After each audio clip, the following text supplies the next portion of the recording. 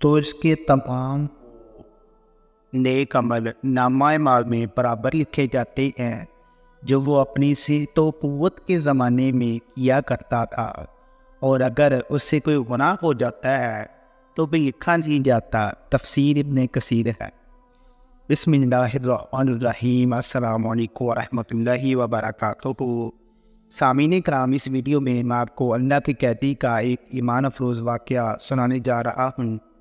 یہ واقعہ سننے کے بعد آپ کو یقین ہو جائے گا کہ اللہ تعالیٰ اپنے بندوں پر کس قدر رحم و کرم فرماتا ہے۔ بے شک اللہ تعالیٰ بڑا رحیم و کریم ہے۔ ایک ہم انسان ہیں کہ ہم غلطی پہ غلطی کیے جاتے ہیں اور اللہ تعالیٰ کی ذات سے نا امیدی کا اظہار کرتے ہیں۔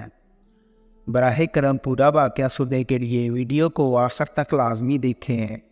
حدیث شریف میں ہے کہ رسول اللہ صلی اللہ علیہ وآلہ وسلم نے فرمایا کہ بچہ جب تک بالغ نہیں ہوتا اس کے نیک عمل اس کے والد یا والدین کے حساب میں لکھے جاتے ہیں، اور جو کوئی برا عمل کرے تو وہ نہ اس کے حساب میں لکھا جاتا ہے نہ والدین کے۔ پھر جب وہ بالغ ہو جاتا ہے تو حساب اس کے لیے جاری ہو جاتا ہے، اور دو فرشتے جو اس کے ساتھ رہنے والے ہیں ان کو علم دے دیا جاتا ہے کہ اس کی حفاظت کرے اور قوت باہم پہنچائے۔ جب حالت اسلام میں 40 سال کی عمر کو پہنچ جاتا ہے تو اللہ تعالیٰ اس کو 3 قسم کی بیماریوں سے محفوظ کر دیتے ہیں۔ پہلی بیماری جنون، دوسری جذام اور تیسری برس۔ جب 50 سال کی عمر کو پہنچتا ہے تو اللہ تعالیٰ اس کا حساب ہلکا کر دیتے ہیں۔ جب 60 سال کی عمر کو پہنچتا ہے تو اللہ تعالیٰ اس کو اپنی طرف رجوع کی توفیق دیتے ہیں۔ جب 70 سال کو پہنچتا ہے تو سب آسمان والے اس سے محبت کرنے لگتے ہیں، اور جب 80 سال کو پہنچتا ہے تو اللہ تعالیٰ اس کی نیکیوں کو لکھتے ہیں اور گناہوں کو معاف فرما دیتے ہیں۔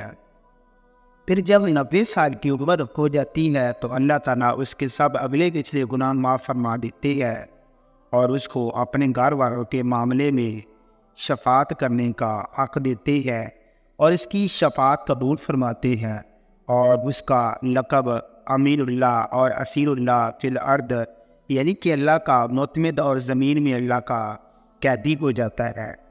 کیونکہ اس عمر میں پہنچ کر عموماً انسان کی قوت ختم ہو جاتی ہے، کسی چیز میں لذت نہیں رہتی، قیدی کی طرح عمر گزارتا ہے، اور جب انتہائی عمر کو پہنچ جاتا ہے تو اس کے تمام وہ نیک عمل نامہ اعمال میں برابر لکھے جاتے ہیں جو وہ اپنی صحت و قوت کے زمانے میں کیا کرتا تھا، اور اگر اس سے کوئی گناہ ہو جاتا ہے تو وہ لکھا نہیں جاتا۔